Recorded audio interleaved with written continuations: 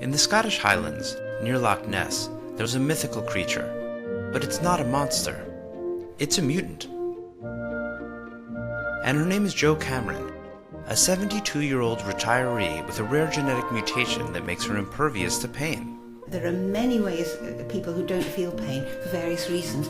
Mine has nothing to do with nerve endings or nerves. In fact, I'm very, very ticklish. So I've got all the feelings, but I don't get pain.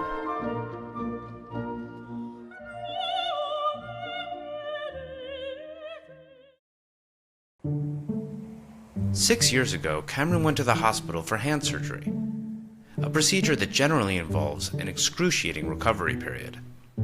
But when she didn't report any pain whatsoever, her anesthesiologist was baffled. The thing I remember about that encounter is somebody telling you, no, I don't want any pain relief. You can do the surgery without it. He obviously thought I was one of those people who on principle would not take painkillers, and he said, you really will, this is going to be really painful. To my amazement, Jo did not take any painkillers at all till her discharge, and when I looked at her pain scores noted by the nurses, it was 0 out of 10 throughout. He said, do you mind if I check your medical records? Because this is a very, very strange occurrence.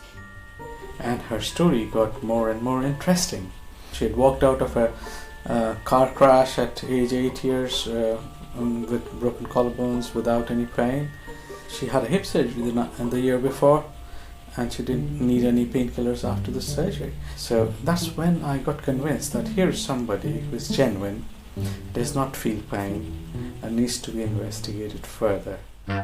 Dr. Srivastava and a team of researchers analyzed Jo's DNA and discovered that her condition is the result of a mutation on two related genes called Fa and Fa-out. We all have these genes, but hers are missing the component which is responsible for breaking down a chemical in our brains called ANANDAMIDE, often called the bliss molecule. ANANDAMIDE is named after the Sanskrit word for joy, bliss, or happiness. It is a kind of endocannabinoid, named for the plant that led to its discovery, cannabis sativa, a common strain of marijuana. Because Jo doesn't break down the anandamide, the high concentration in her brain is responsible for her insensitivity to pain, as well as other characteristics: no stress, no fear, and a perpetual good mood. Because I don't get stressed, I don't get angry, I don't get depressed. I've been very lucky. Here is somebody who doesn't really suffer from sadness or melancholia as we know it. This points to a link between emotional and physical pain. And according to Dr. Srivastava, the implications may go even further. What Jo tells us is that the endocannabinoids have a major role in pain as well as for relieving anxiety. And more interestingly, from the surgical perspective, an accelerated wound healing. My scars disappear very quickly, really quickly. Studying Cameron's unique condition could have a profound impact on the future of pain treatment medication. And while her happy, pain-free existence seems enviable, there are downsides as well. There have been stories of young people who haven't felt pain, and they do something and they die.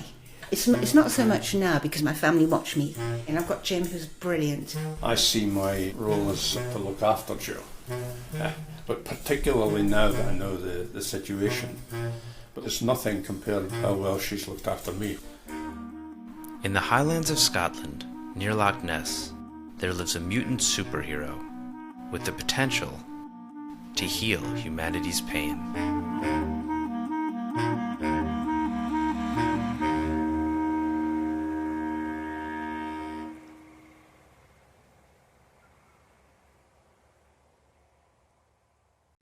Hey, NBC News viewers, thanks for checking out our YouTube channel. Subscribe by clicking on that button down here and click on any of the videos over here to watch the latest interviews, show highlights, and digital exclusives.